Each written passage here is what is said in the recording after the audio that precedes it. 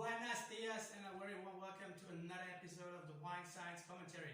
My name is Lawrence, and as always I prepared a highly interesting and practical paper for you. This paper deals with the potential sensory and chemical differences of wines made from different harvesting methods.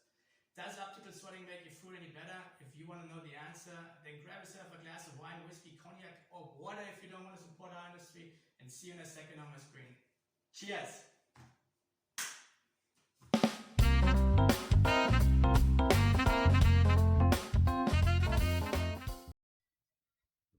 So our paper is called Impact of Mechanical Harvesting and Optical Berry Sorting on Grape and Wine Composition.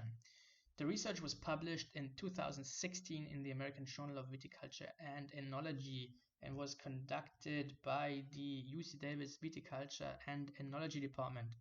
We have some very skilled people which were involved in this research, such as Susan Ebeler, professor and chemist, such as Hildegard Heyman, distinguished professor and enologist, and also Anita Oberholster, just to mention a few.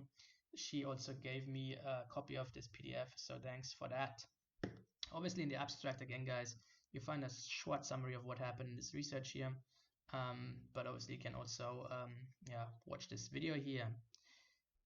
In the introduction, they say that there are concerns associated with mechanical harvesting, which include the physical damage to fruit, the inclusion of undesirable second crop overripe or moldy clusters, the increased risk of oxidation and loss of juice in the vineyard.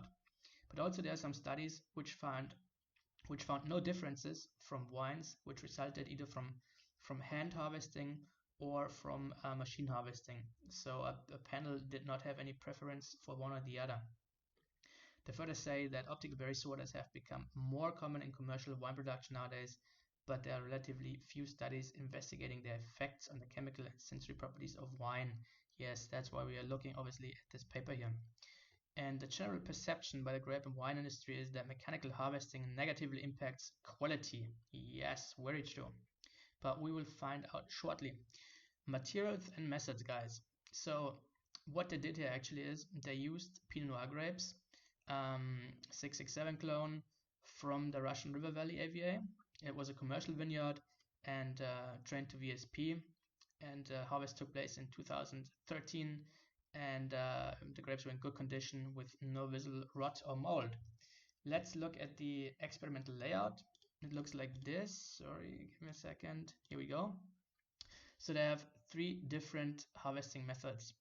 So the first ton they picked by hand. The second they picked by an overrow palanque harvester, this machine had a selective process on board, a selective picking head, which doesn't reject any grapes. It just rejects material other than grapes, such as canes, leaves, foxes, birds, whatever you have in your vineyard. And then they have a third picking method where they use the same machine, just where the selective process on board here was disengaged. So we have three different picking methods. Then upon arrival at the winery, this ton was split in half, was destemmed, and was ran through an optical sorting machine, which was disengaged just to minimize the impact or diminish the impact this could have had on a further experiment. And the wines then went into stainless steel fermenters where they're fermented in triplicates, so 3 fermentations per treatment. And then the other half of the grapes went through the optical sorter. Okay, so the optical sorter basically rejects rotting grapes, raisins, grapes which are not compact anymore. And here they used a Bucher Vaseline Swiss machine, very, very good. And then also the fermentations took place in triplicates. So now you see we have 3 different harvesting methods resulting in 6 different treatments. So a hand picking, no sorting treatment, a hand picking sorting treatment, a selective picking, no sorting treatment, a selective picking, optical sorting treatment, and then a machine harvesting, no sorting treatment, and a machine harvesting sorting treatment. All right, let's jump back to our paper. Furthermore, they say here that all treatments were fermented similarly and completed the malolactic fermentation within the same week. And furthermore, they also analyzed aroma compounds by GCMS In total, they analyzed 63 compounds. This is incredible. And they analyzed these 63 compounds. This is a one-page long list here. And they analyzed them at 3 different points at in the grapes, at bottling, and at 3 months of bottle aging. So a lot of work went into this research here. And they also built a descriptive panel consisting of 13 people. They were trained, and then they had to evaluate the wines. Alright guys, results and discussion. Let's look at some interesting tables here. Table 3 shows Brix pH and TA of must for all treatments. And we can see, for instance, here at the Brix levels, that the Brix levels are quite similar, but a bit lower in the optical sorting treatments compared to the not sorting treatments. And this is due to the fact that the optical sorter rejects raisins and overripe berries, so you have a potentially lower Brix level in your musts. And then in terms of pH, very small differences, only 0.1, and then TA levels, no difference at all. So we can see from a practical standpoint here, we have no differences in whatsoever. Chemical composition of all wine treatments at bottling. So what happened at bottling? At bottling, we can see that we have the highest TA levels in the hand picking treatments compared to the machine picking treatments. This is because here, when you pick grapes by machine, you have a more disruption of the grapes, and therefore you have more potassium leaching, which combines with your tartaric acid and it precipitates, obviously, so you lose some TA here. Furthermore, this table shows us the phenolic profiles of grape samples, wine at bottling, and wine after 3 months of aging.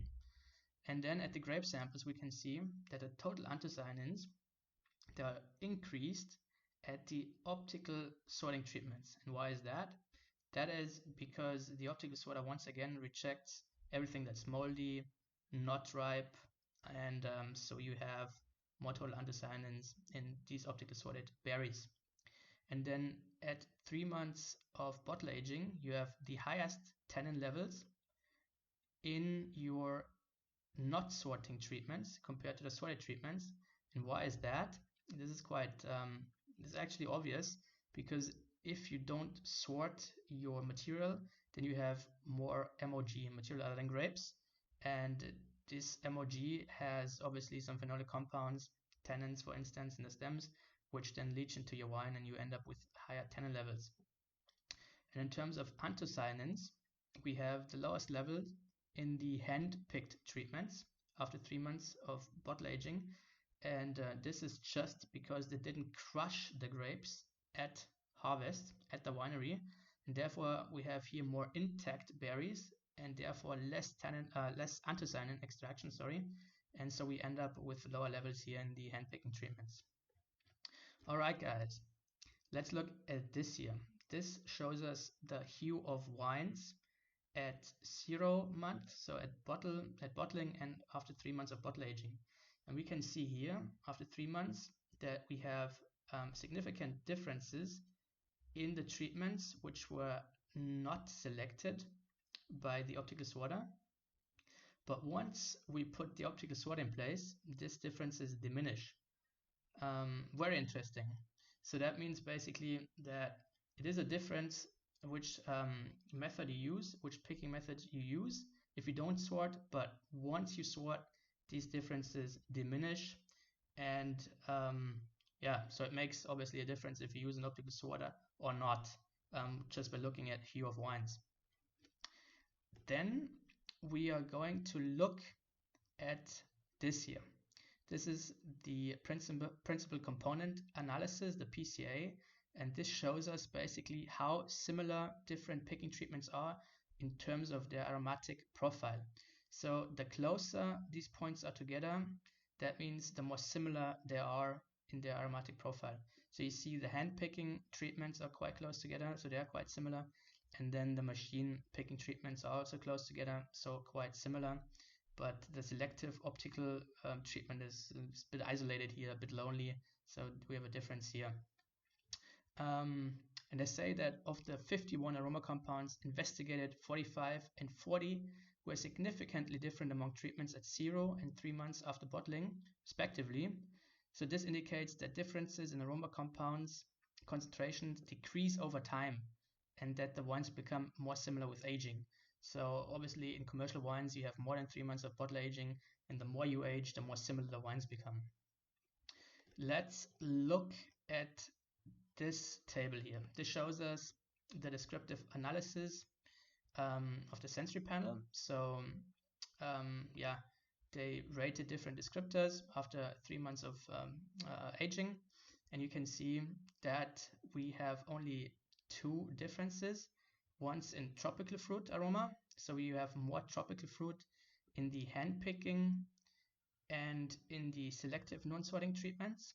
And then in terms of hue saturation, guys, we have the least hue saturation in the optical sorted treatments. And this is again due to the fact that the optical sorter rejects berries which are not intact anymore. So we have more whole berry fermentation going on in these treatments, so less color again. So less anthocyanin extraction, less color. All right, so far so good. What is the conclusion? The conclusion here, guys, was that in some instances, such as anthocyanins in grape samples and flavon-3-ols, tannins, and hue values in wines, the different harvest treatments did result in significantly different values. However, by implementing optical berry sorting, these differences were either reduced or eliminated altogether. So it's fair to conclude that optical sorting successfully diminished the differences that arose from harvesting by machine. We also saw differences in phenolic composition of wines, but these would also have been diminished if we would have crushed all the grapes at harvest prior to fermentation, which is common practice. And only 2 of the 18 wine sensory attributes were significantly different among treatments, indicating that the wines were very similar in character overall. What are our take-home messages here? First of all, Brix decreases once you optically sort because of the rejection of raisins or overripe stuff. Then TA decreases once you pick by machine because of the leaching of potassium. Anthocyanin levels are elevated in sorted fruit because of the rejection of underripe or overripe stuff. And tannins in wines made from non-sorted fruit are higher because of the introduction of or the inclusion of MOG. So you have higher tannin levels. And we saw that all the wines were very similar in terms of sensory. We had differences in chemical composition, but this difference in the chemical composition of the different treatments did not result in a difference in the sensory composition. So the panel couldn't say what is better, what is worse. So we can say wines which come from machine-picked fruit is not inferior to wines which come from hand-picked fruit. And my opinion is that optical sorter is a nice thing to have if you have the money, obviously. But if you have a good vintage, optimal vintage, which they had here, then it's not necessary to have one. It would have been nice to see what would have happened in a non-optimal vintage. And I think a bit of variation is always nice because we work in and with nature. And that's my opinion. However, let me know what you think. Do you prefer an optical sorter? Have you worked with one? And yeah, that's it. Alright guys, this was our weekly episode. I hope you enjoyed it. If so, hit the like button, hit the subscribe button, write it down below in the comments. In these difficult times, it's more important than ever to stay hydrated. That's it from my side. Have a great week. See you next time.